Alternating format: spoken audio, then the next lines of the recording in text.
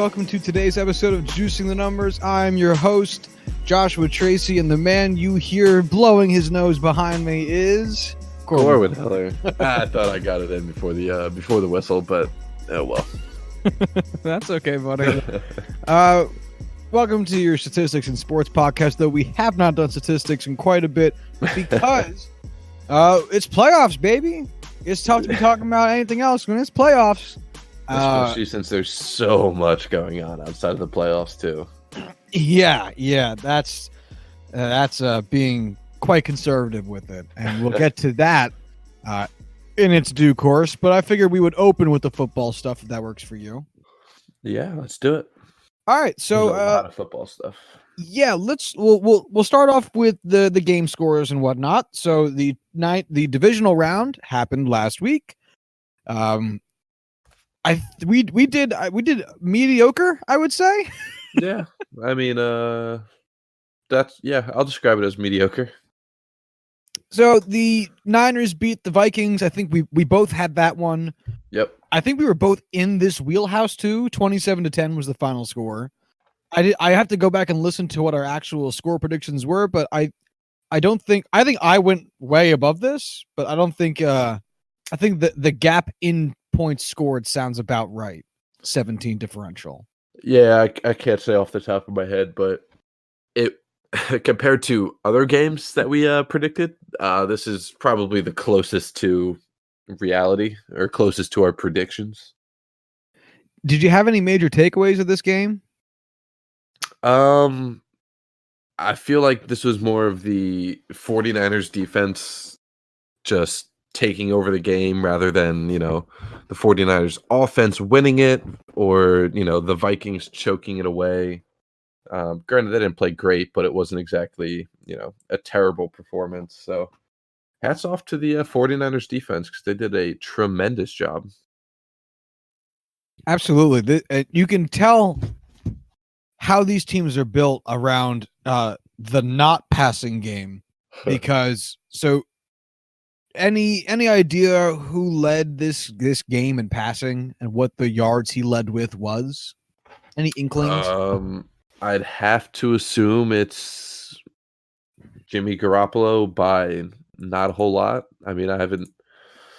It's not. Jimmy Garoppolo had, get ready, 131 yards. That doesn't sound too surprising, yeah. How many do you think Kirk Cousins had? Oh, man. 142? 172. Jeez. And that led the game, 172 yards. And that is over 100 fewer yards than the next passing leader for any of the other three games. Russell Wilson's 277 led the Packers-Seahawks game. And that's just bananas. Yeah, man. Defense wins championships and also divisional round playoff games. Yeah, I mean, plus, teams play to their strengths, and neither of these teams' passing games is a negative, but neither of them are overwhelming positives. So I couldn't have said it better. That actually is a very concise summary of how both of these teams are built. Yeah. Run-heavy teams with a focus on defense and quarterbacks who are there not to fuck shit up. Yeah, and I would say that both the quarterbacks did pretty much what the teams were looking for going in. Neither of those, like Kirk Cousins obviously didn't carry the Vikings to a win like some better QBs would, but 21 for 29, 172 yards, one touchdown, one interception, 6 sacks. Oof. And an 84.3 quarterback rating. Like that's a very Kirk Cousins line. That's probably almost exactly what they would have drawn up, barring obviously an INT and so many sacks. But yeah. Do you know what the longest rushing play of this game was? Ooh, tell me. 11 yards by Tevin Coleman. Oh my God, no way. The longest by Minnesota was 6. They had 10 rushes for 21 yards. Are you surprised that the quarterbacks combined for 0 rushing yards? Because that just sounds so improbable. Brady had rushing yards. All things considered, it's not crazy that quarterbacks, especially in this scenario, didn't have a lot of rushing yards because it's But they didn't have any. Kirk Cousins and Jimmy 0. Garoppolo. But yeah, I mean, especially when Jimmy Garoppolo had 4 attempts for 0 yards, that's something. Kirk Cousins didn't even have any attempts. I think the crazier fact is, you look at the Minnesota Vikings who all season long were pounding the football, ran the ball 10 times for 21 yards. At least Tevin Coleman and Raheem Mostert had good games running the ball, even though neither of them averaged 5 yards a carry. But although Coleman was very close, but he didn't. Yeah, both finished with 4.8 yards per attempt, which again, nothing to scoff at, but we're gonna cherry pick some stats to fit the narrative. You gotta fit the narrative. Exactly. Yeah, this all right, let me ask you this. Did you enjoy watching this game? I couldn't complain about this game. I definitely prefer watching, when it's not my own team, watching 51-31 games, but I didn't say it was not entertaining. Yeah, I'd say this was your pretty boilerplate NFL game. Like, if I had to give it a rating, and I guess I'll ask you to do the same, I'd give it like a 6 out of 10. It was a good game. Maybe 6.5 because it's a playoff game, but I would think 6 is a very good, floor for this to be at. All right, then let's move on to the next game. Let's move to Tennessee, Baltimore, which we did not get right. No, we did not. I predicted Baltimore to score over 40 points, and they got 12. And I predicted Tennessee to get, I don't think I had them maybe at 20. Man, I should have listened back. And they won at 28. And this is just so not what I thought was going to happen. Why don't you give me your reaction first? Do you have the box score up in front of you? I do. Okay. Have you looked at it yet? Not yet. Should I? Do you want? No, don't. Okay. How many times do you think Lamar Jackson threw the ball? Oh, that's a great question. Definitely over 30. The real question is here, over 40 or under? I'll say just under. I'll say 39. Okay. How many times do you think Lamar Jackson should have thrown the ball? Oh, like 7 times less. Like coming into this game, despite, game flow and everything, like, what do you think their goal was to have Lamar Jackson throw the ball? This is a great series of questioning. My guess would be their goal would basically be the Kirk Cousins performance. Their goal, but with like more running, right? Because that's his strengths, not like. So I would say like if he threw the ball somewhere between 25 and 30 times, a few shots downfield here and there, but a lot of just like, RPOs and whatnot. I think that's what they'd probably be looking for, but that unfortunately is not how this game unfolded. Yeah. So 31.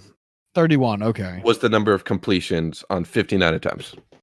Oh my God. I was in the middle of taking a drink. Wow. Holy shit. Really? He threw the ball that much? So just opened up the box score as a refresher, and that shot me in the face like a shotgun. Wow. That is such a large number. For comparison, Ryan Tannehill threw the ball 14 times, and Derrick Henry threw it once. Oh my God. I hate box score scouting, but just for comparison, Ryan Tannehill was 7 of 14 for 88 yards, for a 6.3 average and 2 touchdowns, giving him a QB rating of 109.5. Lamar Jackson was 31 of 59 for 365 yards for a 6.2 average, 1 touchdown, 2 interceptions for a 63.2 rating. Wow. Yeah, they had 9 rushing attempts that weren't for Lamar Jackson.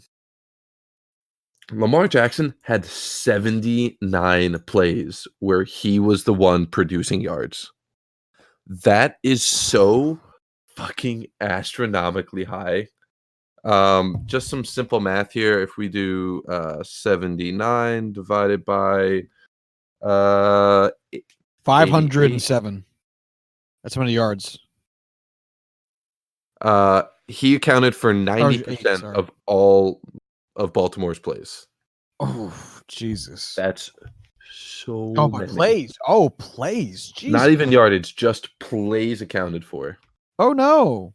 Yeah. Oh, So no. that was something that this could not have gotten farther away from Baltimore's game plan. That's not even It's crazy. like that's a high number for back when like the quarterback was just a running back who sometimes threw. Yeah. Because at least the quarterback was sharing the carries and responsibilities with the halfback and the fullback. Mm-hmm. Oh wow, that's fucking nuts. Oh no.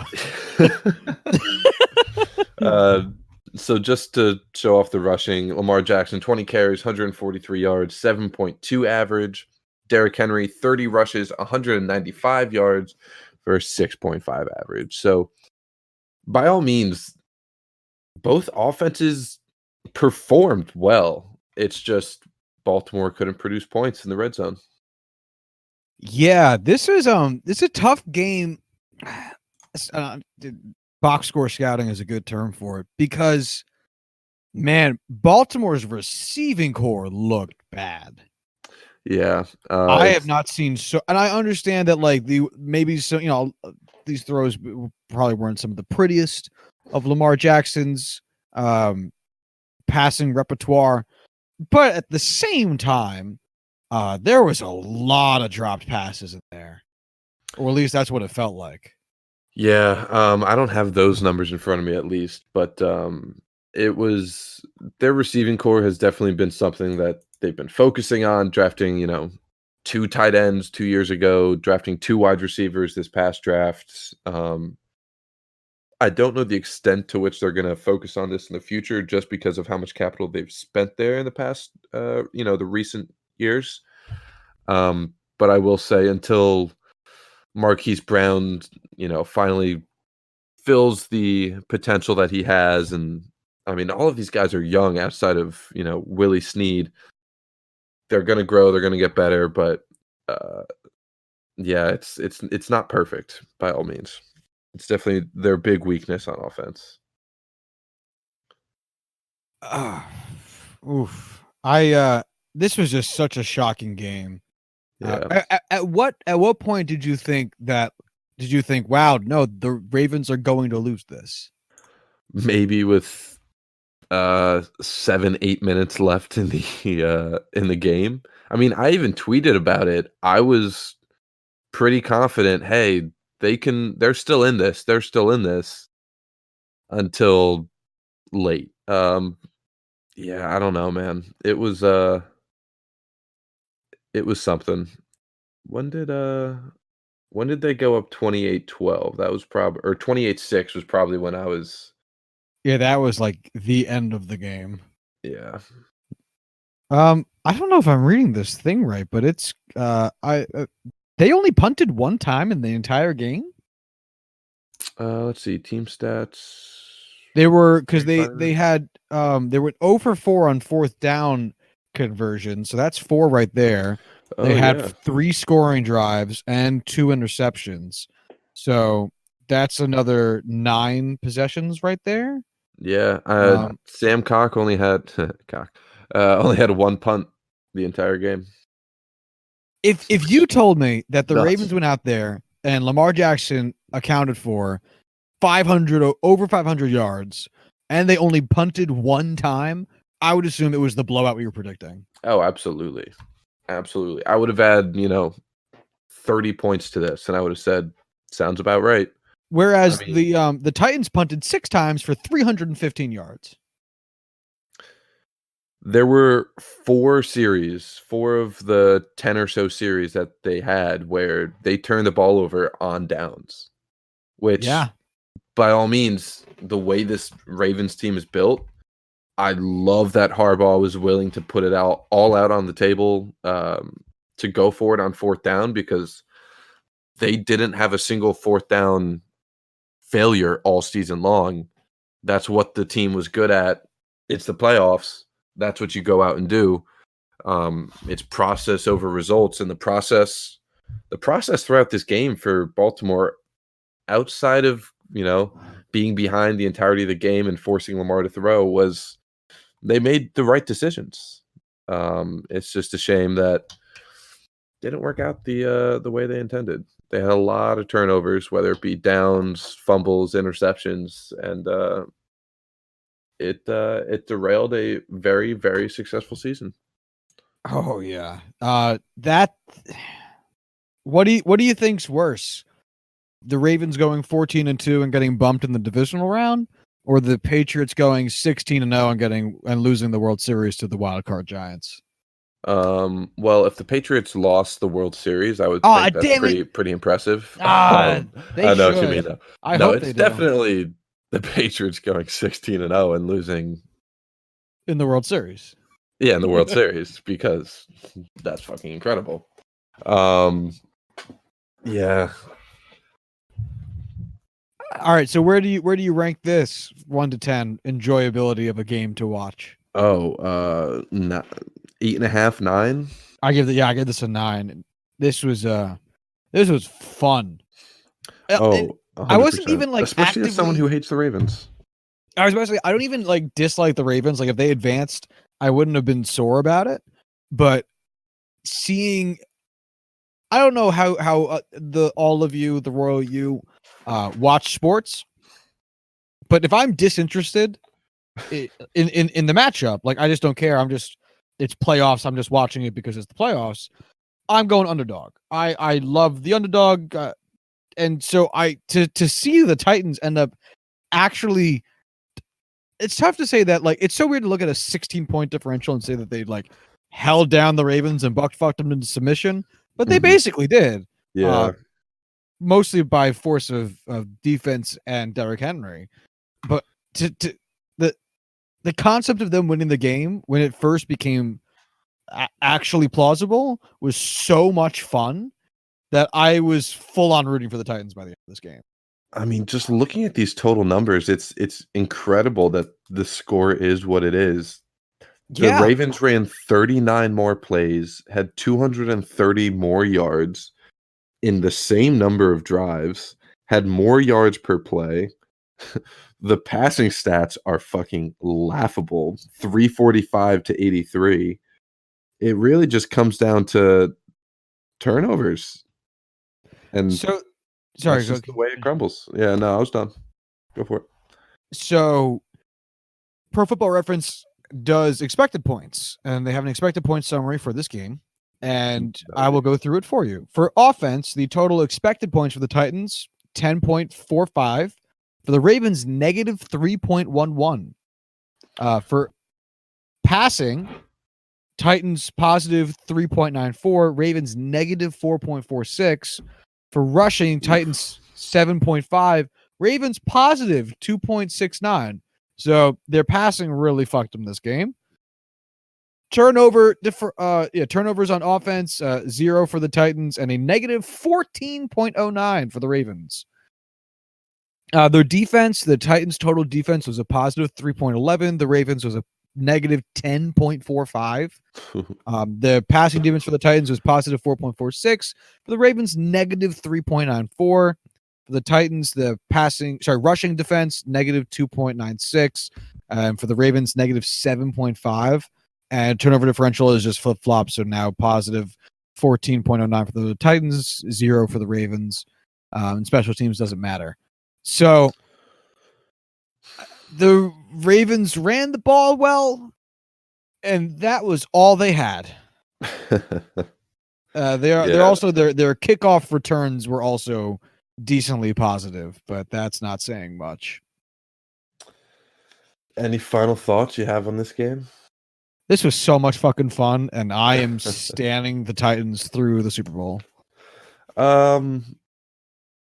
Yeah, why not? Fuck it. I want to see them win a Super Bowl. That'd be fucking crazy. Yeah, straight up. Like I don't even dislike the Chiefs that much, but like fuck it. This was fun. I want to see Ryan Tannehill win the Super Bowl, a sentence none of us would have believed. Like even a month ago. That's how crazy it is. A month ago, if you told me Ryan Tannehill was going to win the Super Bowl, I was about to say World Series, the Super Bowl, I'd be like, no. Where? What team is he on? Is it Miami? No. I mean, listen, the Patriots and the Ravens have been knocked out of the playoffs. I don't give a shit if anyone wins the Super Bowl at this point. Oh, no. Just knowing they didn't. Yeah. That's enough, honestly, to make me love football again. I want to save the Texans Chiefs for the end of this. So let's talk about the Seattle Seahawks against the Green Bay Packers. And just as I predicted, it was a one-score game because Seattle loves one-score games. They love them. And it's so fitting for their season to end. As a result of one, they lost 23-28. Packers moving on to the championship round. Corwin, what did you think? Once again, the Seahawks played the late game on Sunday, and I was unable to watch it. Just seeing the highlights and seeing the headlines, I wish I saw this game. But once again, it comes down to just the balance of Green Bay and the fact that Seattle only has Russell Wilson to really carry them through these playoffs. I saw one tweet that was saying, if Seattle had an average QB, they'd be 4-12. And I don't know if it would be that drastic, but goddamn, I can't really disagree with that sentiment. Especially when they had so many one possession games where it's like, honestly, Exactly. if you swing like 3 out of 4 of those the other way. Yeah, I forget what team it was this year or last year. I'm certain it was last year now. But they lost like 90% of all their one-score games. And if that happened to Seattle, they might have, 0 wins. I don't think it would be that drastic, but you know what I mean. I know what you mean. Russell Wilson is kind of a god. This was a super fun game. It was also really nice because there was a point, I believe, which the announcers noted that made me appreciate too. Not an overly officiated game either, which is really nice. A lot of just football being played by man. No, but it had a really nice flow to it. It was a really all around enjoyable game experience. Russell Wilson tried his hardest. He really did. This loss is so much not on him. 21 completions, 31 attempts, 277 yards, 1 touchdown, 5 sacks, a 106.5 QB rating is phenomenal. Plus another 64 yards on the ground as the leading rusher for the team. By a lot. Yeah. By almost triple of what Marshawn Lynch did. Although Marshawn Lynch, 2 touchdowns, go fucking figure. It's the story we gave it going in.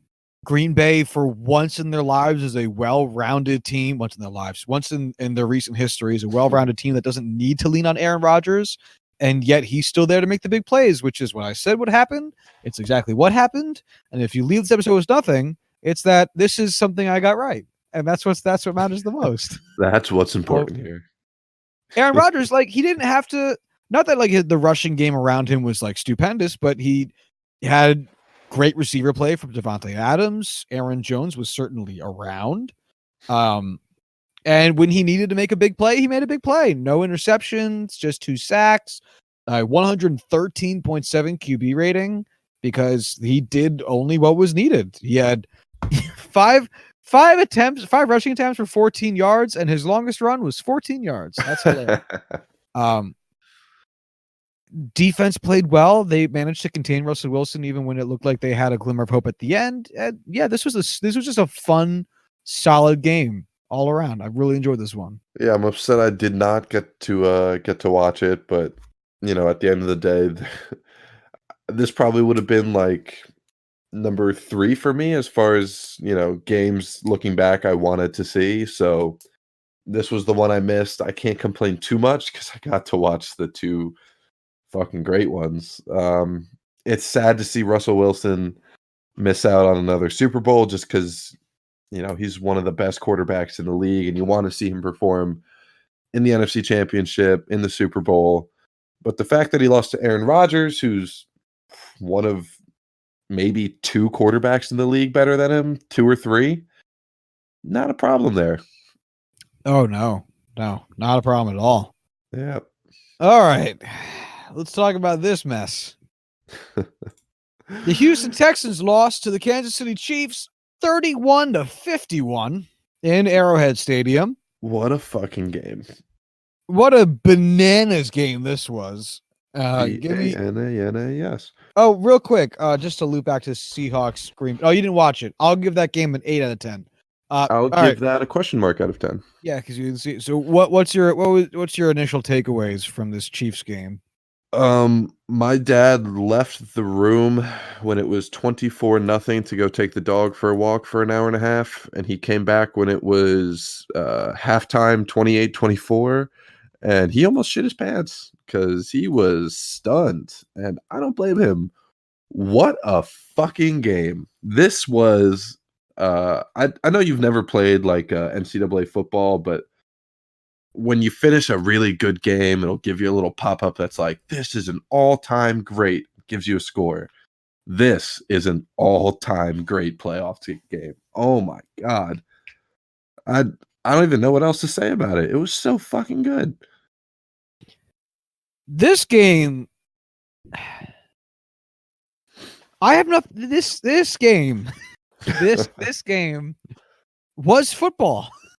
Oh yeah. This game was everything you could possibly want to see in a football. Like when you go to a Yankees game, you want to see Aaron Judge hit a home run. You want to see you want to hear the bleacher creatures do their thing. You want to see a double play. You want to see someone get ejected, maybe. I don't know. You want to see some lights out pitching. Yeah, you want to see a cool strikeout. You want to see Brett Gardner do something of his sort. And they all happen throughout the year. They don't usually all happen in the same game, but all those things usually happen. I don't know what more you could have possibly asked to see out of this game outside of being a Texans fan and a win. Saw touchdowns, you saw sacks, you saw no interceptions. I don't think there were any interceptions. Nope. But you saw a kick return for a touchdown on special teams. There, outside of interceptions and safeties, I don't know what more you could have possibly wanted to see out of this game. I didn't see anybody streak across the field. I didn't see anybody tackle a ref. Those are usually the two big ones that never get seen anyway. So I can't complain. I mean, you saw a great offensive performance by Deshaun Watson and the offense, and by the Texans in the first quarter. And then you saw a shutdown defense and just suffocating offense and special teams by the Chiefs the rest of the game. Patrick Mahomes and Deshaun Watson combined for 709 yards. Is this the Big 12? And 7 touchdowns. And no interceptions, which is just startling. These guys are so good. Patrick Mahomes' quarterback rating at the end of this game, 134.6. Deshaun Watson's was 95.7, which is still impressive, but oh my God. Patrick Mahomes also finished this game as the leading rusher for the Kansas City Chiefs. Deshaun Watson finished as the second leadingest rusher of the Houston Texans. What a game. Oh my God. What's crazy to me is thinking about how deep the running back pool is in the draft this year, knowing Kansas City is going to get one in the third round that's going to turn this offense into just straight up fucking Madden. It's going to be insane. I mean, no offense to Damian Williams, the other Williams, and Thompson. They're not exactly great running backs in the NFL. If you get another dynamic guy in the mold of Kareem Hunt, holy shit, this team is going to be unstoppable. Yeah, I mean, it already looks it to a severe degree. Jesus, this game was just pure fucking. I actually missed the whole first quarter Texans run. I hadn't gotten home yet to watch it.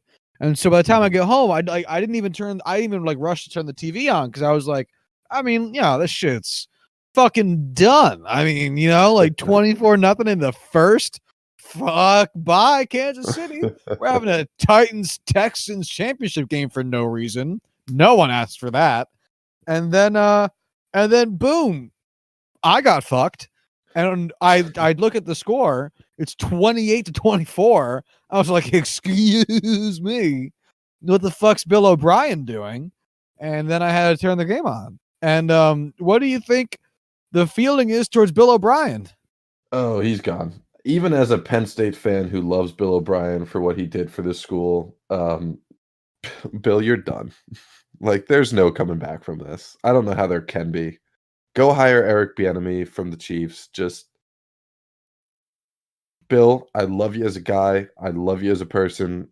I like you as a college coach. But time has been very unkind to you in the NFL. Yeah, this was, oh my God. I mean, honestly, even if this isn't his fault, and I'm not going to weigh in too heavily on whether or not it is, although I think when you get your butt just absolutely ripped into shreds the way they did, some large degree of that's on coaching. But even if it wasn't, it's time. It's time to change. Yeah, their window is still technically open. They have that good quarterback. There's a good offense there. There's decent defensive pieces there, and you need to make a change just to inspire the team. Because oh no. So when the Ravens were down 14-0 to the Titans, I tweeted out, "Oh, the Ravens are still in this. I still think they can come back. They ain't out of it yet." Famously, they were not. In fact, still in that game. When the Chiefs were down 24-0, I wanted to make a similar tweet, and I was like, "Nah, I can't take 2 L's in one night, even if I'm still confident in the Chiefs." And then by the end of the game, I was like, I picked the wrong horse by a lot. Oh my God. This game was just not so banana bread. It was just wild. Man. I mean, is this a 10 out of 10 for you? Because it's a 10 out of 10 for me. Maybe a 9.5. I'm going to give it a 9 only because it was so uncompetitive after the second half. Yeah. Okay. Fair enough. It was just a railing. There was a small glimmer of hope there when the Texans scored to make it, 31-40 something? Something. I have it in front of me. 31-41. Close, but not close. 31-41? Yeah, 31-41. And I was like, okay, like 10 points out, like that's not that bad. Mm-hmm. But then the Chiefs scored like immediately afterwards, and I was like, all right, that's gone. That is over. Thank you, Hawk Harrelson. You're welcome. All right. Oh, yeah. How many? Looking at the time, it was not even 2 minutes. Yeah, no, it was like immediately after. Actually, it was 1:32. I can do math.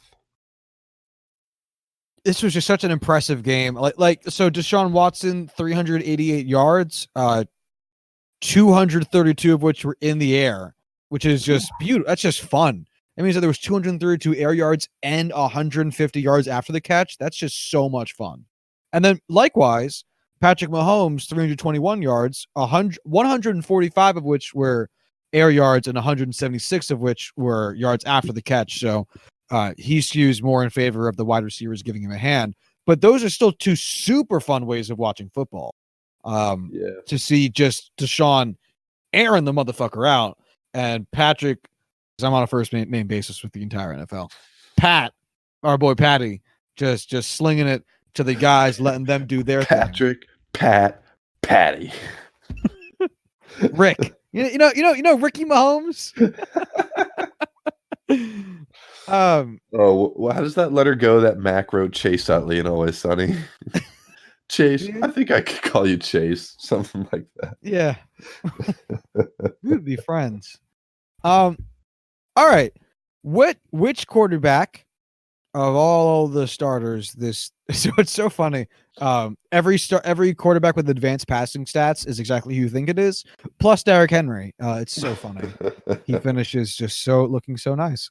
Who do you think had the most bad throws, and what number do you think it was? Ooh, I mean, I want to say it's Derrick Henry because 100% of his throws were ugly throws because Marcus Mariota was wide open on that play and he threw into triple coverage. But he threw a touchdown. But he did happen to throw a touchdown. Outcomes over process. So, I don't know. I guess I'd say like maybe Jimmy Garoppolo. I feel like it's going to be either him or Kirk Cousins. Neither. Kirk had 3, Jimmy had 1. I thought it was going to be Lamar Jackson, and he is a close second. He had 8, just behind Deshaun Watson with 9.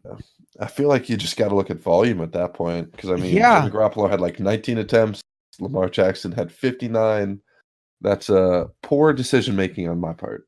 So speaking about volume, what makes this hilarious? So Lamar Jackson, 8 bad throws, 14.8% of his throws were therefore bad throws, because he had 59 attempts. Whereas Deshaun Watson, with 52 attempts, 9 bad throws, was 18% of his. It means 18% of his throws were bad, but that doesn't lead the percentage category because Ryan Tannehill had 4 bad throws of his 14 attempts, which means that 28.6 of his throws were bad. That's not, and they're going to give him a huge contract. Maybe not a huge one, but they're going to give him a big contract. Now let me ask you, Corwin, who do you think suffered the most drops, and what was that number? Lamar Jackson with 6? 7. Ah, damn. So close. So basically, what we're saying with Lamar Jackson is he combined for 15, we'll say, bad throw or bad passing scenarios between his bad throws and his drops. 15. And that's the most. Deshaun Watson has 13. Patrick Mahomes had 9. Ryan Tannehill just had the 4 because the Tennessee Titans didn't drop a single pass. I think they might have been the only team to not do it. Russell Wilson had 6 because of 2 drops and 4 bad throws. Aaron Rodgers had 4, and then Kirk Cousins had 4, and Jimmy Garoppolo had 3. So 15 really stands out. Basically, that 15, 13% drop percent. So 13% of his passes were dropped. 14.8% of his passes were just bad. So 27, more like 28% of his pass events were just fucked, which is the same number as Ryan Tannehill. But Ryan Tannehill threw 14 passes. Lamar Jackson threw almost 60. And the offense was not running around Ryan Tannehill. The offense was running around Lamar Jackson. So, doesn't look good for our boy Lamar. Nope. But again, he's still young. He's still the MVP. I have full faith in him for next year. Their season's over, obviously, but I expect them to come back full force next year. I certainly would as well. Anyone counting Lamar Jackson out, like you can't just discount 16 whole ass, or I think he played 15 games because I think they threw in the towel for the last one and still won. But regardless, you can't throw away an entire MVP season because of one bad game against a weirdly good team. Like, he's still a phenomenal quarterback. Yeah, he'll be good for a long time, which sucks for the rest of the AFC North and the Steelers. Just wait till Burrow is in a Bengals uniform, trying his best. Oh, it's gonna be bad. I mean, I say that now. I fully believe the Bengals will do everything in their power to fuck him up, and I hope they don't succeed for his sake. But man, I do not have a lot of faith in the Bengals right now. I don't think anyone near Cincinnati has faith in the Bengals, or understands what that sentiment means. But we will definitely go into that much deeper once it gets closer to draft time. Gotta love the NFL draft. By far the most exciting of the drafts. I haven't really started much investigating into the draft yet. Just kind of some surface level stuff. I cannot wait. Hmm, so All right, excited. let's talk about the final two conferencely divided games, the AFC Championship game and the NFC Championship game, Yep, yep, upcoming yep. this Sunday. The first of those two games will be the AFC Championship game between the Chiefs and the Titans at Arrowhead. Team ranks is what we did last time to preamble these games. So the home team, Kansas City Chiefs, are 5-3 this season in their stadium. The away team, the Tennessee Titans, their away record is 5-3, evenly paced there. The Titans are 10th in points scored per game. The Chiefs are 5th in points allowed per game. The Tennessee Titans are 12th. The Kansas City Chiefs are 7th. Takeaway differential, the Tennessee Titans are 9th. The Kansas City Chiefs are 7th. Passing yards per game, Tennessee is 21st. And Kansas City is 5th. In rushing yards per game, Tennessee is 3rd. And Kansas City is 23rd. Defensive passing yards per game, Tennessee is 24th. Kansas City is 8th. Wow. And in defensive rushing yards per game, Tennessee is 12th and Kansas City is 26th. So pretty off and on, each team playing to the other team's weakness and vice versa here. At least it would appear based on their season-long rankings. Corwin, what make you of this? Man, so here's how I think this game's gonna go. I think if Derrick Henry gets the ball 30 times again, I think he's gonna rush for 200 yards or close to it. But I don't think the Chiefs are gonna give them the option to run the ball that much. I think they're gonna go up early with that offense. I think they're gonna force Ryan Tannehill to throw the ball, and I think that's gonna doom the Titans. So I'm gonna go 34-19 Chiefs. I'm going to predict absolute chaos. I'm going team full anarchy here because I refuse to try to gamble with what the Titans are because I don't know. So here's my prediction. Okay. Ryan Tannehill is going to throw the ball 32 times and it's going to be amazing. He's going to have like an over 100 passer rating.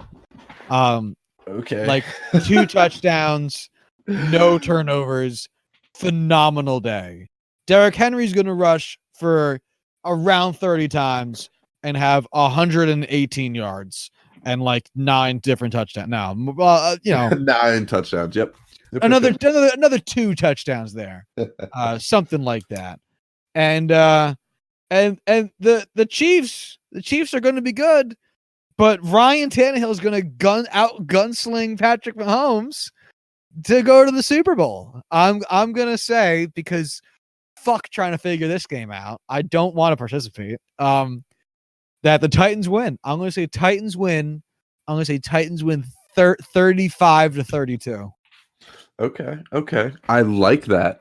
I don't think it'll happen, but I do love the chance of that. Not the chance of it happening, but if it did happen, I would love it to death.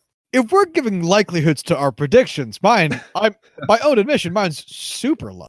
But okay, fuck it. I mean, team chaos. Yeah, all right, so let's get into the second one, which I think I'll have a much easier time working with. The San Francisco 49ers against the Green Bay Packers, happening in Levi's Stadium in San Francisco. Team ranks throughout this season, the home team, San Francisco, 6-2 at home. The Green Bay Packers away record is 6-2, evenly matched. The points scored per game, Green Bay is 15th. San Francisco is 2nd. Points allowed per game, Green Bay is 9th. San Fran is 8th. Takeaway differential, Green Bay is 3rd. San Francisco is 10th. Passing yards per game, Green Bay 17th. San Francisco 13th. Rushing yards per game, Green Bay 15th. San Francisco 2nd. Defensive passing yards per game, Green Bay 14th, San Francisco 1st. Defensive rushing yards per game, Green Bay 23rd, San Francisco 17th. All right. How are we feeling about this? Man, this is tough. I think the 49ers are going to come out on top here because of their defense, but I think it's going to be close. I think Aaron Rodgers is going to be able to come back late in this game, throw some deep balls to score some touchdowns, but I think they're going to be forced to go for 2, and I don't know if they're going to get it, so I'm going to go 27-26 49ers. It's tough to argue with. I'm gonna go with Green Bay only because I think both quarterbacks are gonna have to work a little bit on this one. San Francisco's defense is phenomenal. It's spectacular. It's beautiful. Green Bay's defense is okay, but I think that the offense will put enough pressure on San Francisco's offense that they might force Jimmy Garoppolo to do more things. And I don't think Jimmy Garoppolo is well equipped to do more things. So I'm going to pick Green Bay. I'm basically betting on Aaron Rodgers much the way I bet on him against the Seahawks. And I think this also would be close. I think the points range you picked is just perfect. So I'm going to say Green Bay takes it 28-24. I can't complain. I'm honestly probably going to end up rooting for the Packers just because I want to see Aaron Rodgers go for another Super Bowl. But I don't know. I just think that defense for the 49ers might give them the slightest edge. Oh, I don't think you're wrong for having that opinion in the slightest. Like that's the main line of delineation there is, do you believe in Rodgers and a well-rounded Green Bay team, but not great? More than you believe in an actual great San Francisco defense and an adequate Jimmy Garoppolo. It's a tough place to be in. When was the last time one of us did get upset that the other held a certain position? I don't remember. How many bills does it take Mike Trout to clean his ass? Like, I don't know. 10, 11? Too many. It's sloppy down there, Mike.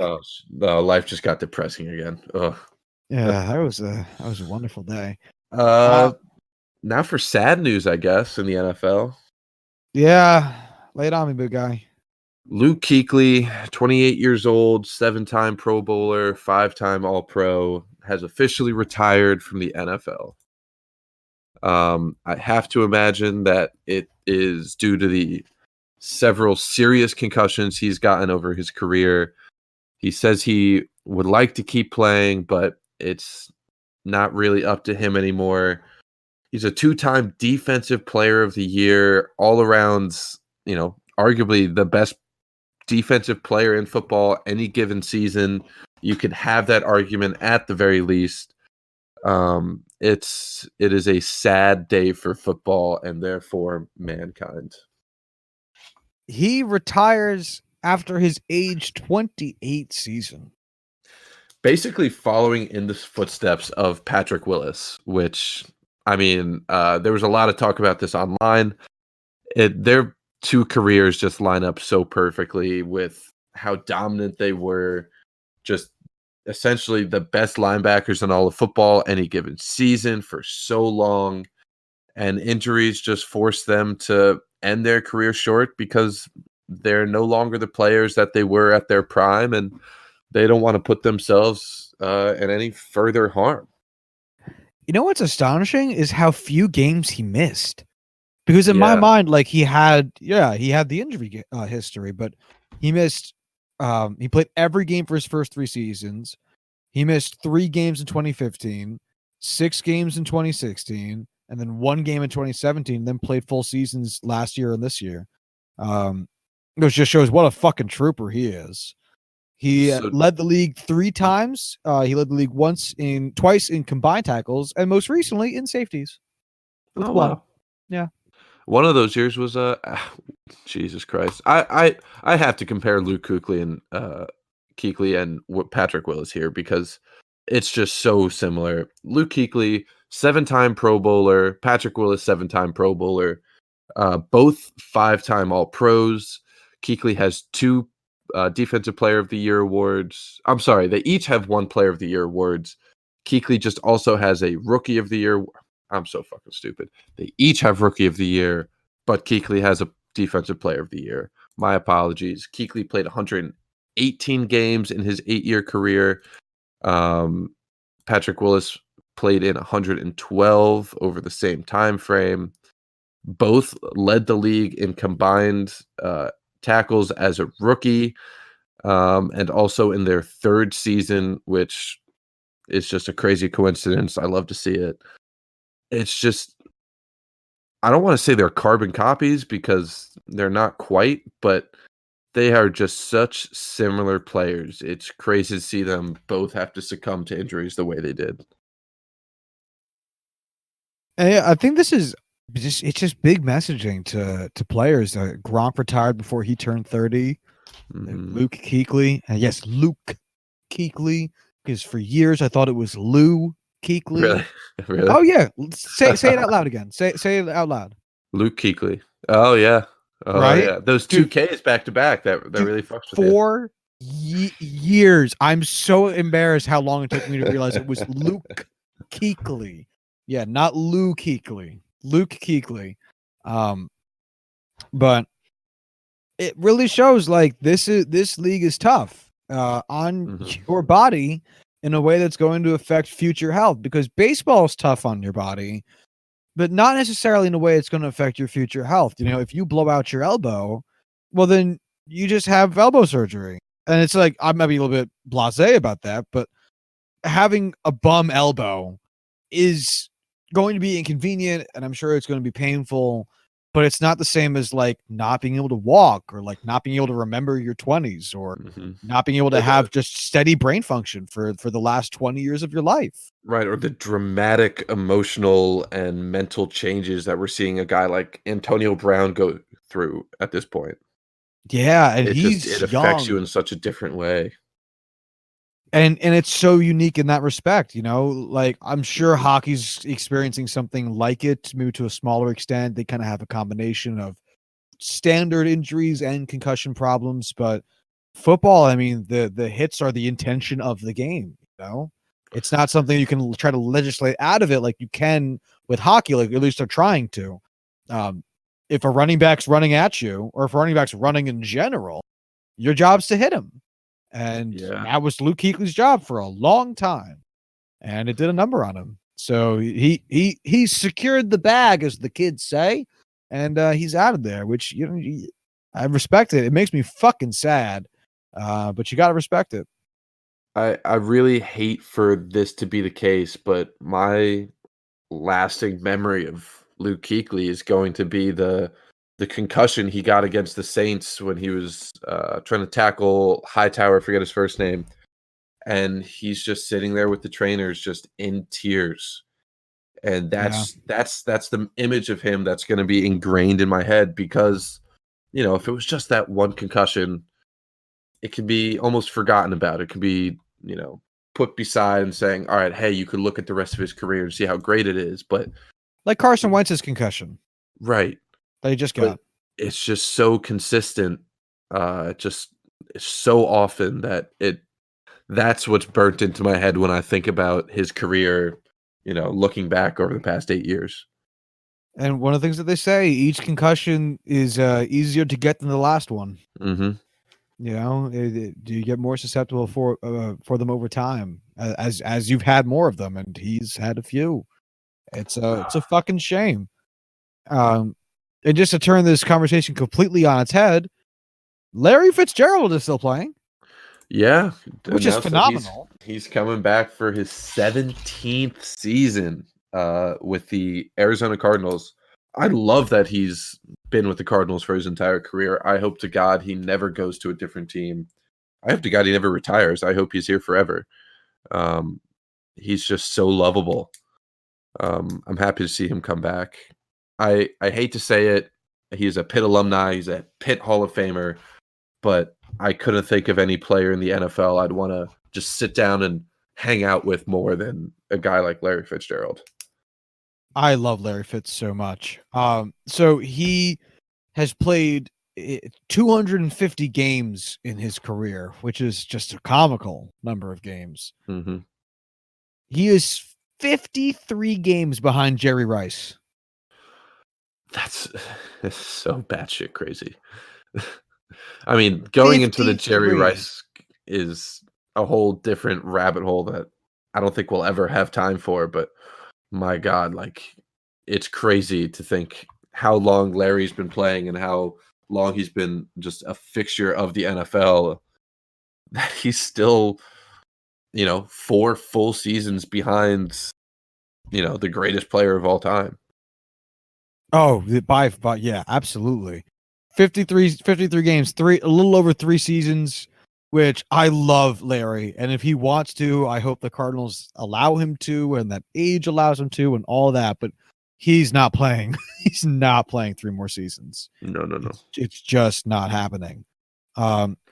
Real quick, I just want to see. So I have them in front of me. Larry just finished up his age 36 season. Mm-hmm. The big numbers: he had 75 receptions, 804 yards, 4 touchdowns. Still a terrific season by all means. Absolutely 68.8% catch percent, 7.4 yards per target. And that is certainly overall 10.7 yards per scrimmage yards per touch. So this is a tidy little season. Mm-hmm. Jerry Rice, age 36 season. Shall we? Let's do it. 82 receptions, 1,157 yards for 14.1 yards per reception. He had 54.3% catch percent, which is actually not great. Not even, honestly, I would say very good, all things considered. No, it's not bad, but it's not good. Second lowest of his career, and he still put up 1,100 yards. 7.7 yards per target, 14.1 yards per touch. And did I say he had 9 touchdowns? He had 9 touchdowns. Fucking nuts. It's crazy. He is such an enigma of a player. Yeah. He is just, oh God, how do you not love Jerry? I don't know. Maybe if you're a salty Raiders fan. He played through the entire run of Seinfeld. he started playing football. Seinfeld was not on TV. And then he played a whole career. And by the time he finished, Seinfeld was done. I don't know how you come up with these connections, but I love you for it. We get each other so well, Josh.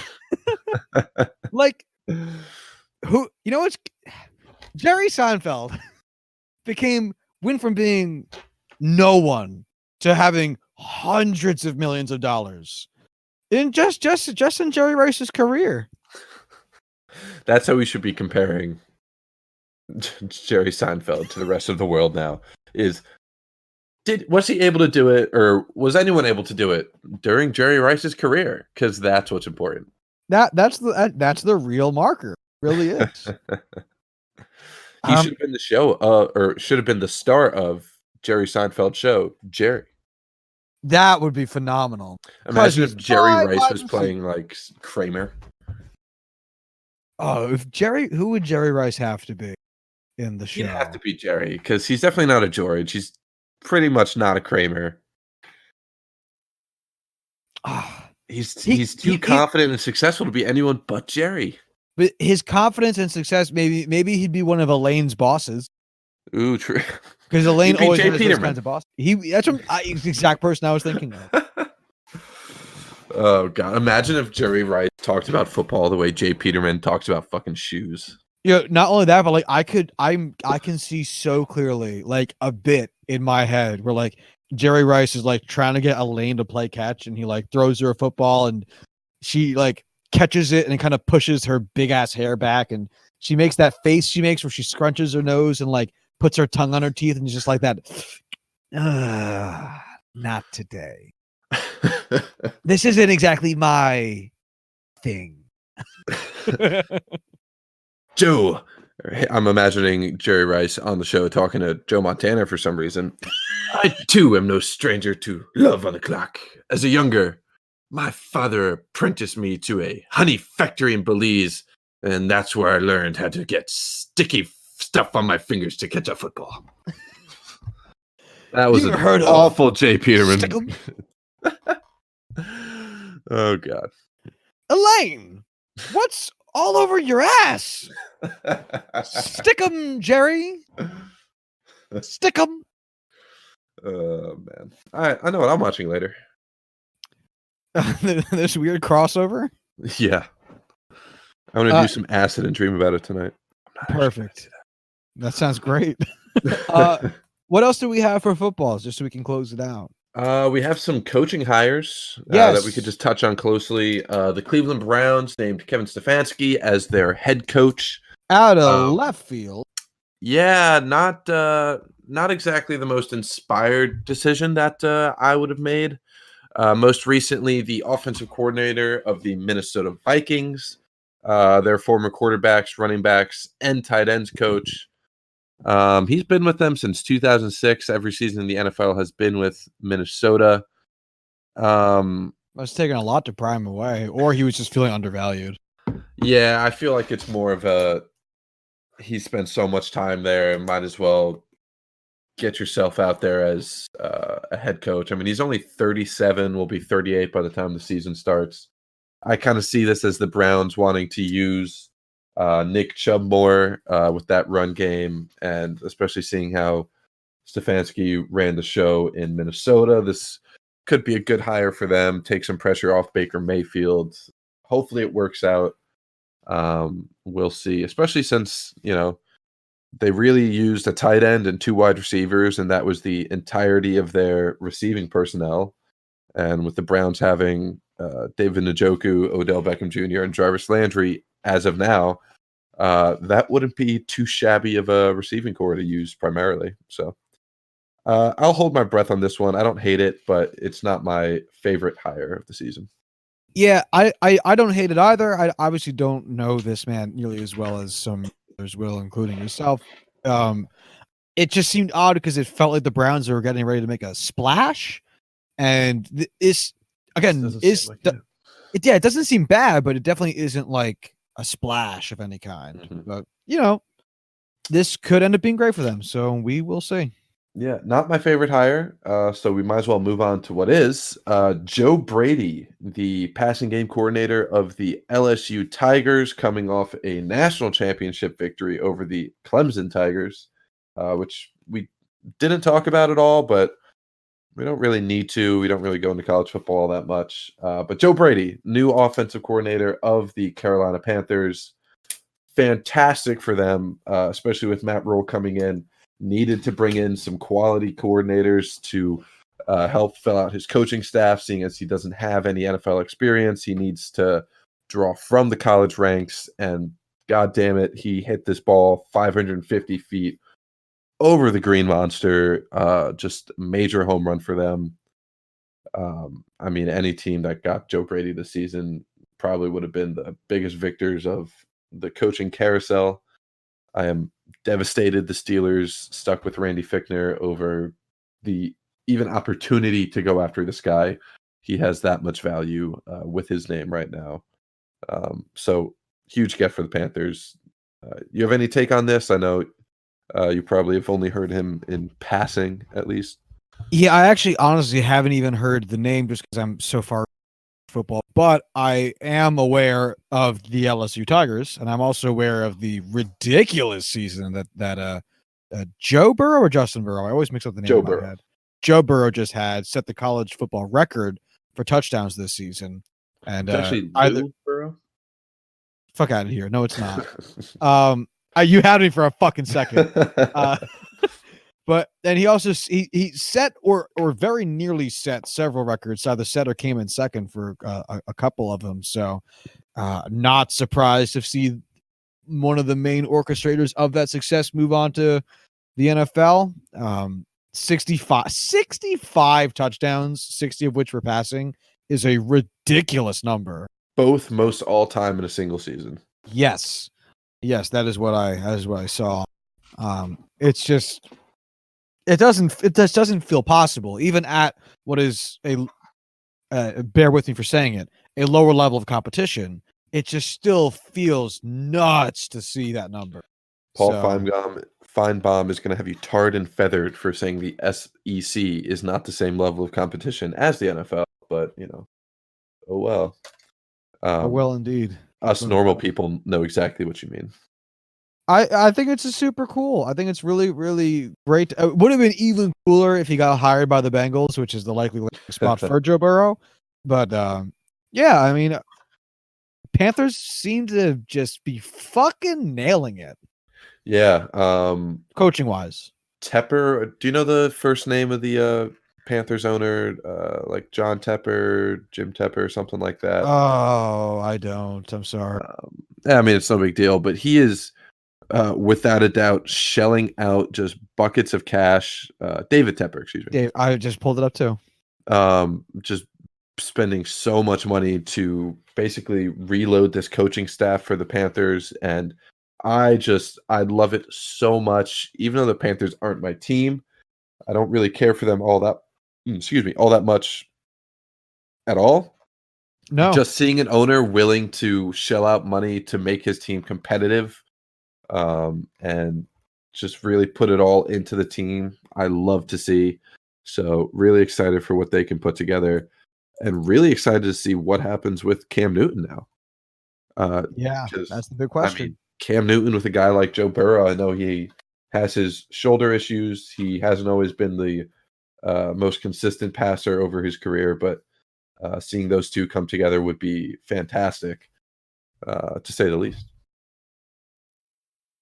Anything else? Anything else change? Or Um, anything else we had to discuss? in the NFL, that completes it. All right. Shall we talk about the Astros?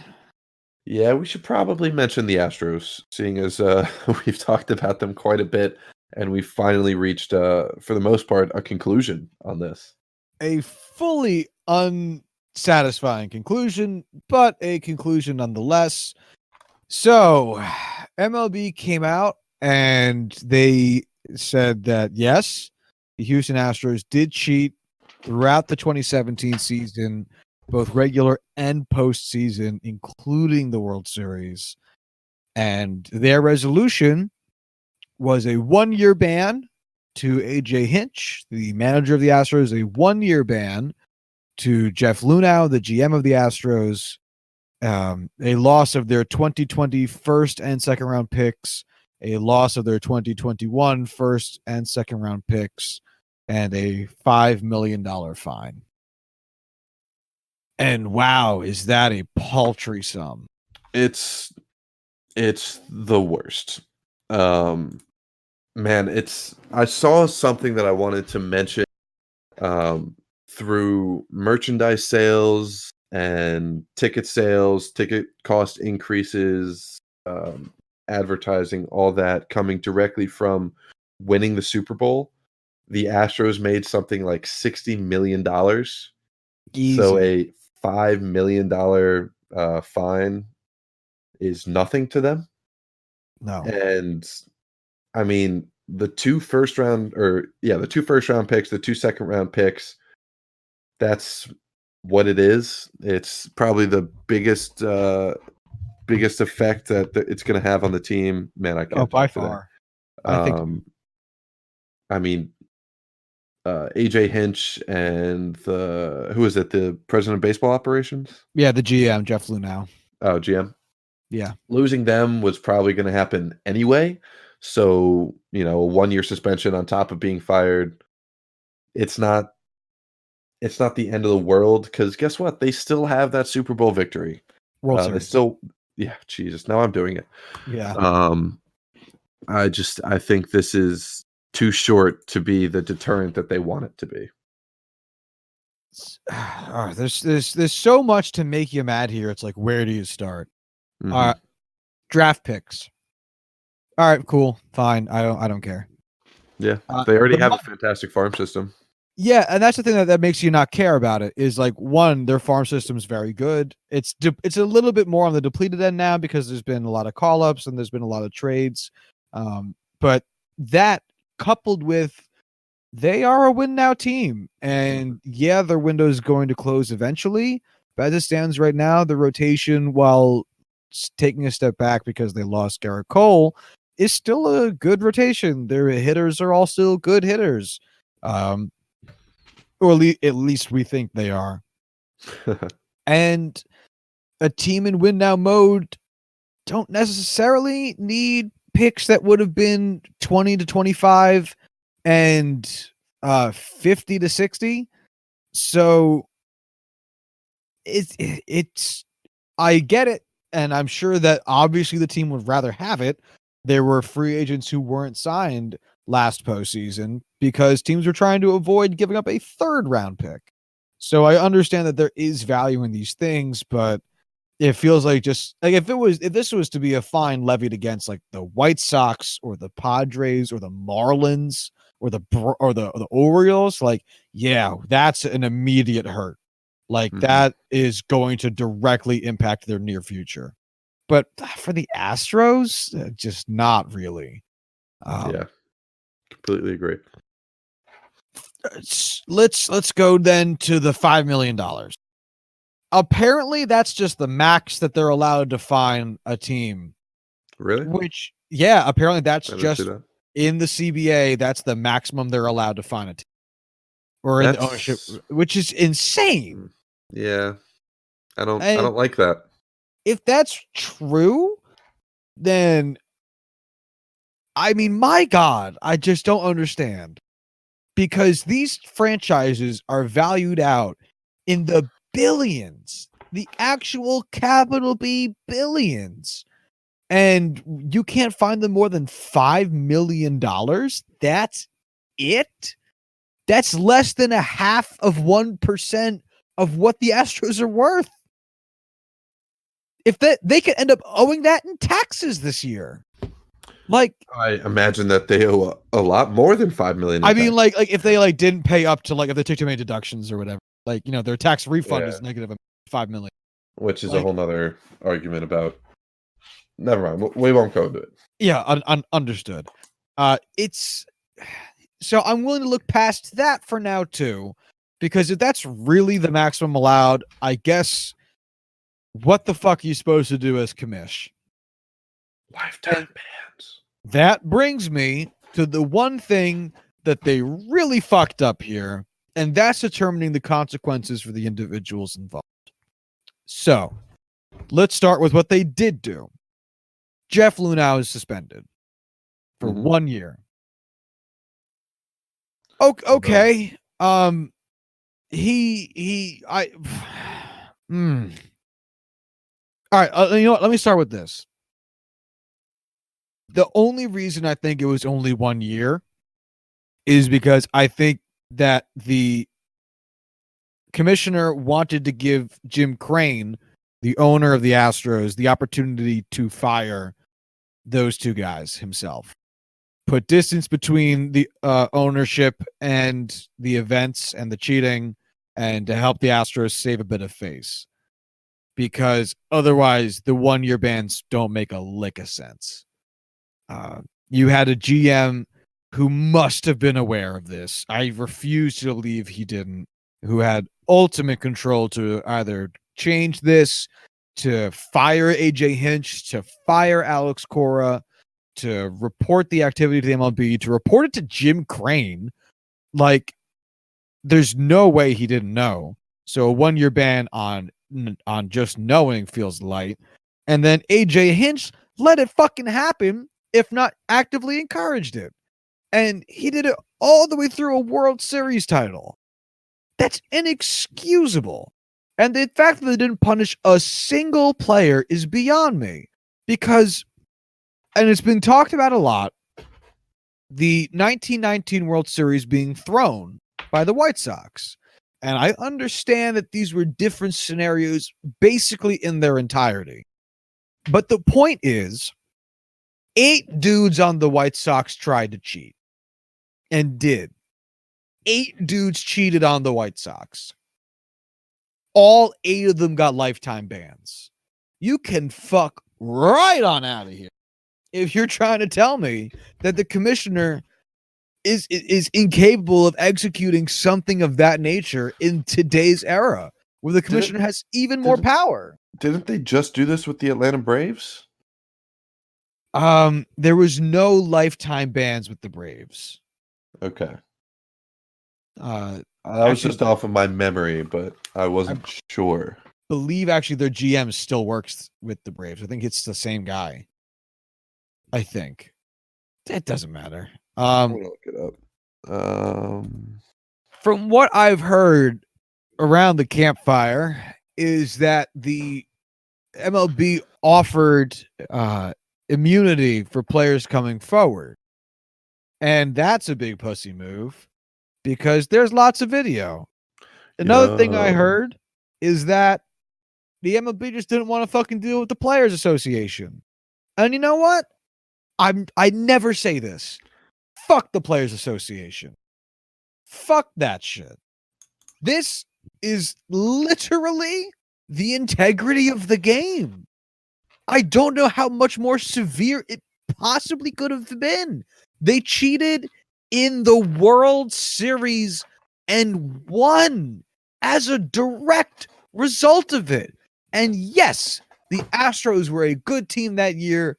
And if all else was held equal and put in a vacuum, they certainly could have beat the Dodgers in a World Series. But the fact is, we're never going to know because that time has passed. That ship has sailed. They did cheat and they did win while cheating. And the MLB is going to do nothing. They're going to do absolutely nothing. Jim Crane gets to line his pockets with at least $60 more million in revenue, not counting the increase in his valuations for his business, which is going to be enormous. The Astros players, easily. Astros players and the fired individuals all get to retain that sparkling World Series championship ring, as well as going to put that on their resume and in their on their mental place for the entirety of their lives. And nothing's going to come on the players who won MVP awards. And Jose Altuve won MVP that year. And the MLB is saying, fuck it. And you know why? You know the sole reason why Jose Altuve won MVP that year? Because he had a super high batting average. He never walked. He didn't walk at all. His on-base percentage was less than Aaron Judge's. I'm not even saying this as a Yankees fan with the big Aaron Judge stand because whatever. I was mad about it then, but looking back, it's what it was. Sometimes MVP voting's fucking stupid and weird. But the thing that resulted in him winning the MVP is the thing that they were helping him cheat with. And nothing's going to come of it. Nothing. And just for further reference, in 2017, Braves GM John Coppolella was banned for life by the MLB for rule violations. That's right. It wasn't the Greek guy yet. It was yeah. Damn. Just further bullshit by the MLB. Yeah, because they were saying this is the harshest penalty they've ever handed out to a front office, but a front office man being banned for life sounds pretty fucking bad. Yeah, no kidding. I just can't. If you had told me this time a year ago that because nothing had come out, there was no rumors yet in January of 2019, like nothing. No one was suspecting a thing, at least in the public sphere, that a team wouldn't have to specify the Astros, a team who won a World Series in the past 5 years, it was going to come out that they had video and auditory proof, like undeniable, hard proof that they cheated all throughout the regular season, through the postseason, in the World Series, and won. And not a single active participating player received a measure of penalty for it. I would say you're out of your goddamn mind. Like, there's no way MLB will let that happen. It's such bad signaling. It's such a bad look. It ruins. They keep trying to update the rules for baseball to try to make it a more contemporary game, more palatable to the regular person. But keeping it within the spirit of the game. You know, they don't want pitchers to take 45 seconds between pitches because it's not in the spirit of the game. They're trying to cut down on dead time in baseball games to appeal to to fans and audience members. You know what doesn't appeal to anybody? This cheating, actual cheating. You know what doesn't appeal to the spirit of the game? Cheating. Real actual cheating. That they did. That there's proof that random stupid motherfuckers on YouTube could pull up and point out, including people I like. But they could, any random jackass in the world could have gone on YouTube, put in at Houston 2017, and heard the bang for themselves on YouTube from MLB verified uploads. And they did nothing. They did nothing. It's a ridiculous sentence. They did nothing. Has John Boy put out any videos on this topic? Not that I've seen yet. I would really love to see his reaction to this after putting in so much effort in exposing this and putting this information out there. Because I can't imagine he's exactly agreeing with what the MLB handed down. I can't imagine anyone is, because they're like, all right, let me try to be a little bit less pontificating about this. So with AJ Hinch, way to go. Thanks, buddy. So with AJ Hinch and Jeff Loon out, I was actually under the impression, because I know in football, if you get banned or if you get suspended for X amount of games, but you're not active, then the penalty begins once you get picked up. So like Josh Gordon, I believe, had like a 4 or 8 game suspension, but it wasn't in effect until he was like on a team doing stuff. And so I was under the impression that it was going to work the same way. Like AJ Hinch and Jeff Lunau's suspensions from baseball will commence once they get hired, because they did get fired by Jim Crane, but apparently not. Apparently it's just the 2020 season. Which is like that comes down to the wording. It's not a game suspension. It's just a time frame ban, which is weird. But I kind of get it. I wish it was different, but I get why it is what it is now. I don't know. What infuriates me about it, and this isn't going to happen because no team will do it, but in theory, both of those two could have jobs next year. This time, honestly, 10 months from now, not even a year, 10 months from now, they could both be working again in baseball for other teams. Which is in the same calendar year crazy as they get penalized by Major League Baseball for cheating in a World Series. They could be working for a team. It's insane. Yeah. So, and not even if it was in their current roles, just in general. Like AJ Hinch doesn't have to get hired as a manager for me to be mad. AJ Hinch has to be hired for me to be mad. I agree. Same thing with Jeff Lunau. And they can both be hired by anybody in baseball in 10 months. And there's nothing anyone can do about it. So where do you think this leaves Alex Cora? Hold on. I want to get to Corwin in 1 second, because if this wasn't the thing to go to absolute nuclear war with the MLBPA over, I don't know what is. Like, are they really so afraid of the players' union? By the way, it's not like the MLB has never beaten the players' union before. They just snuck in legislation last year into federal law, by the way, that declared minor league baseball players as seasonal workers who didn't have to meet the minimum wage requirement. They put into federal law that they don't have to pay minimum wage to minor league baseball players, in direct opposition to what the MLBPA was going for. Direct opposition to the MLBPA. Federal law. And you're going to tell me that they didn't want to put up a fight on cheating? They have all kinds of rules and regulations that they beat out the MLBPA on when it comes to stuff like drug testing, which they just conceded on this year. Suspensions in regards to domestic violence. A whole swath of things, some good, some bad, that they go to the war with the MLBPA on constantly and win. And nothing. Chris Bryant lost a very, very obvious service time manipulation legal battle with where the MLB beat out the MLBPA. The MLBPA couldn't even win a fashion argument against MLB when it came to players' cleats being 51% the color of the team in 2018, and then some players being allowed to wear their regular jerseys instead of the players' weekend jerseys this past season, 2019. The MLB beats the MLBPA in arguments and decisions all the fucking time. All the fucking time. Why wouldn't you go to war with this? And beyond that, just to extend it a little bit further, think about what Roger Goodell did to Tom Brady for Deflategate. It wasn't a real thing. So Roger Goodell suspends Brady for 4 games. Brady fights it, saying you can't do that. It goes to court. And I think Goodell lost. I think they said, no, you can't do that. And Goodell went back to court and said, well, this is my industry. This is my sports league. And if I want to make a rule saying I got to suspend a player for doing something unbecoming of the league or that violates a league rule, then that's fine. And he won. That's why Tom Brady served that 4-game suspension.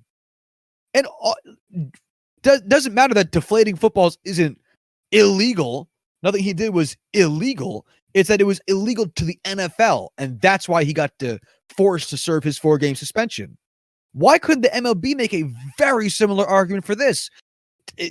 I guess technically the Astros theft isn't like theft, but stealing signs in that fashion is explicitly made illegal by the MLB. And if this became an issue that they actually had to go to court over, the same exact offense that Goodell used against Brady in 2016 seems exceedingly fitting in this exact same scenario. They violated league rules. We can do whatever the fuck we want if they violate league rules. We are the league. Like, I don't get why this isn't a hill for them to die on. I don't have a good answer for you. I don't know. I'm on your side here. I can't even attempt to play devil's advocate here. Yeah, it feels just weird. Like, how would you feel if everything stayed the same, but like 4 players of your choosing also got 1-year suspensions? Like, just, Altuve, Correa, Beltran. Well, he's not a player anymore, so that would be tricky. Which we didn't talk about, but doesn't really matter. Mm-hmm. I don't know. Pick 2 more players. Alex Bregman and Yuli Gurriel Jr. all also got suspended for 1 year. How would you? I wouldn't be a fan of handing out player suspensions just because you don't know the extent to which players knew. Obviously, Altuve and all of the major players had to have known about it, but there's no clear line for you to be able to draw the way you can with AJ Hinch and Lupao. I mean, the GM, the manager, they have to know. And it's very clear to say, all right, you guys are the top brass. You're the ones in charge of this team making these decisions. The team's essentially going to follow you unless there's a mutiny. You can't really do that with players. And as much as I wish that individual players could be punished for breaking the rules and, increasing their own stats and their own favor in games the way they did, I don't know of any, clear and definitive way to do so while maintaining a fairness. So I'm all for banning both of those managers for life. I just don't know how you could do that with players. I agree that it definitely would be trickier, but at the same time, I still feel as though it just would be necessary due to just how systemic this was, how there is an obvious level of involvement and of gains achieved from it. But I can at least appreciate you trying to bring some gray area into it. So getting to Alex Cora, He had a whole. Alyssa, was there anything else you wanted to say specifically about the Astros before we moved there? No, I'm ready to move on to Cora. Okay. He has a whole separate investigation going on, which is why sanctions, fines, what have you, have not been levied against him yet. But apparently they are underway. Luckily, that is almost literally impossible for it to come down between when we're recording this and when this is releasing, because that time frame is like 4 hours, which so we cannot get fucked. Basically, though, his of all the people named in the commissioner's 9-page report on the Astros cheating scandal, Alex Cora's name appeared the most. It appeared 11 times, so more than once per page, and he is heavily implicated in that report, as well as being the main person under scrutiny in the Red Sox cheating scandal of 2018. And apparently, again, word around the campfire is because he was so heavily involved in both, to seemingly a larger extent than AJ Hinch, although how much do we know? His punishment's going to be a lot worse. And he already got fined, which is probably a sign that it's going to be bad. And however slim a chance there is that Lunau and Hinch end up back in baseball, it's probably an even worse chance Cora does. Because he took a whole system of cheating, a whole culture of cheating, propped it up in Houston, carried it over to the Red Sox, and frauded his way to 2 World Series titles in back-to-back years, all while lying to the MLB about it. It is not a good look.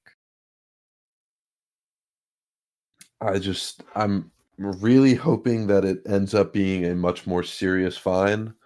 Not even fine, but what's the term I'm looking for? Not suspension. Sanction. That's what I'm looking for. After seeing what was handed out to the Astros, I don't have a lot of faith in that. People were joking maybe it'll be twice as severe and it'll be 2 years. If lifetime isn't on the table, I would like it to at least be 5, just to show that you're serious. But I don't even know. I'm going to be interested in seeing how they handle it. Apparently, again, this is just chatter. Take it for what you will. A lot of teams are really mad that the MLB wasn't more harsh. And yeah, I imagine.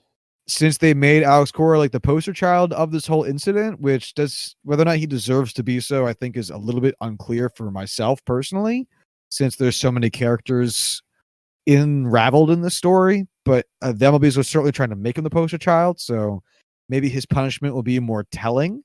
But it's just been so light. It's been so tough to feel any type of satisfaction.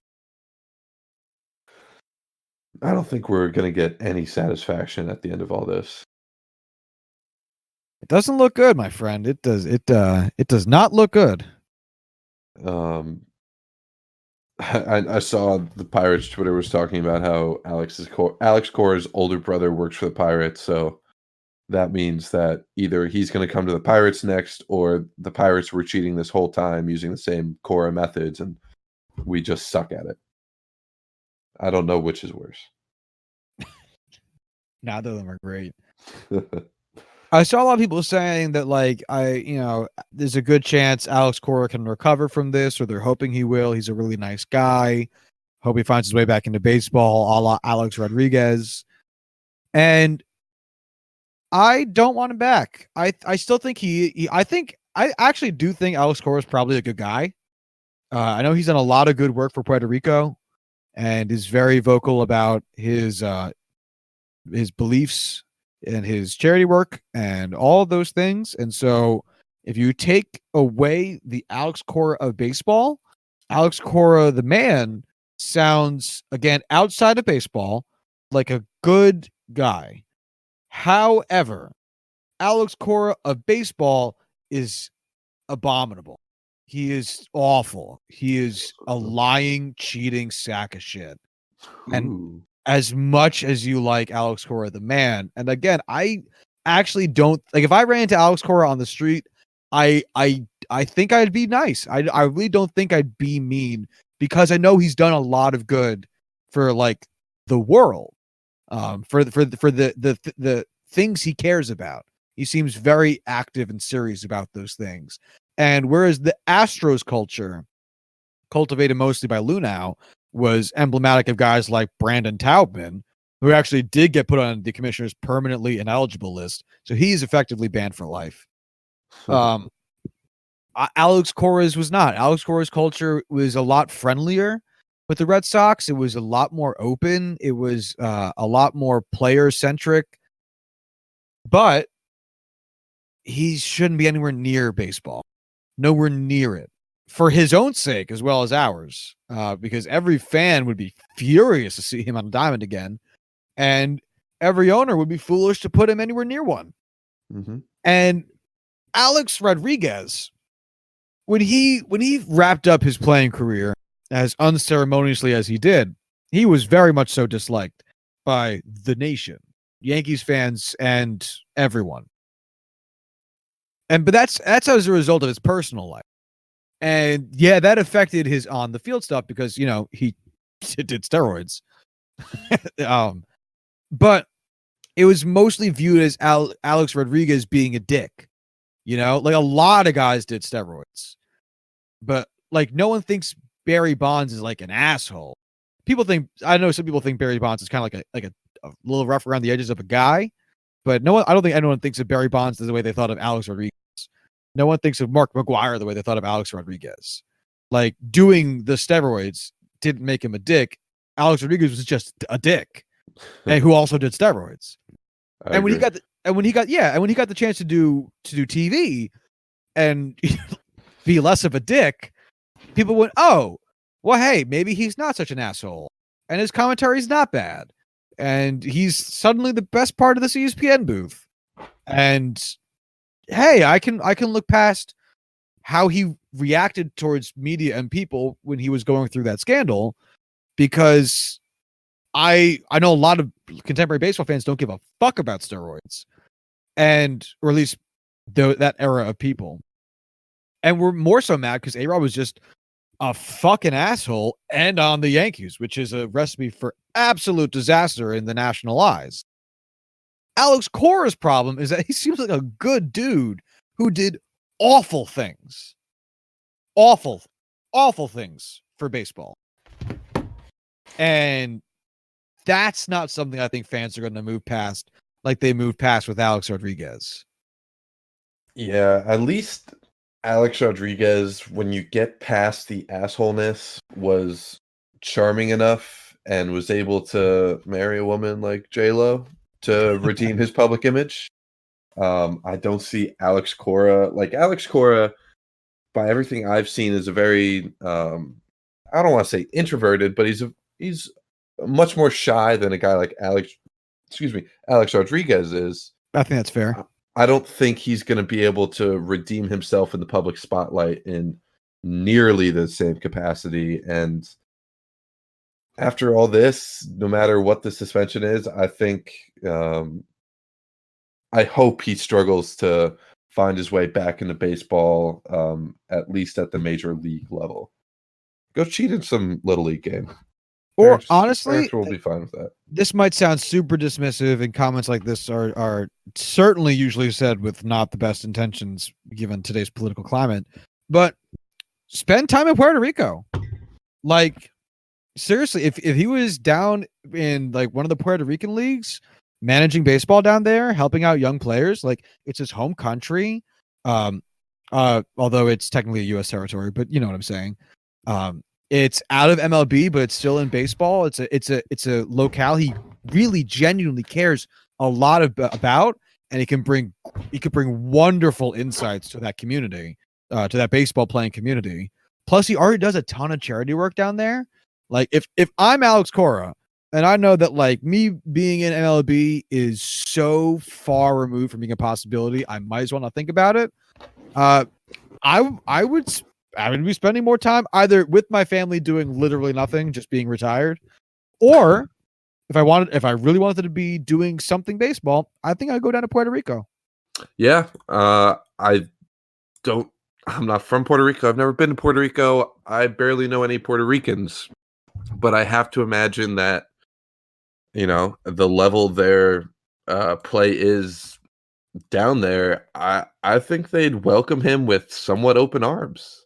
He's a big enough name. He's knows enough about baseball. I think he'd be able to add a lot to what they're doing down there. And, maybe they won't accept him the way I'm imagining because of the cheating scandals and whatnot, but you never know.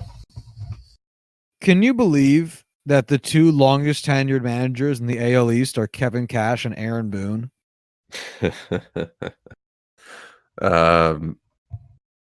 At this point, yeah. If you asked me that going into the season, I'd fucking laugh at you. Aaron Boone is now in the top half of longest tenured MLB managers active. He has managed 2 seasons. And he's now in the top half of longest tenured managers in MLB right now. That's how the cookie crumbles. Yeah, and crumble it did. My God. Anything else to say about this massive topic? Not really. Yeah, we covered a lot of ground. Yeah, this is closing in on a 2-hour podcast. Yeah, it's a big one. We talked about a lot. I guess we can provide any updates to this scenario as we see fit. Alex Cora's actual punishment, I'm sure we'll talk about, but beyond that, minor details, I'm just going to let slough to the side. If there's something that really changes the dynamic of this, we can bring it up again. But until then, I think this is basically the last big update on this. We'll see for a while. Yeah, I don't have anything to add there. All right. Well, then, if you want to follow the show on Twitter, you can do so at JuicingPod. And if you want to hit us up via email, you can do so at juicingthenumbers@gmail.com. And until Monday, y'all have a good one.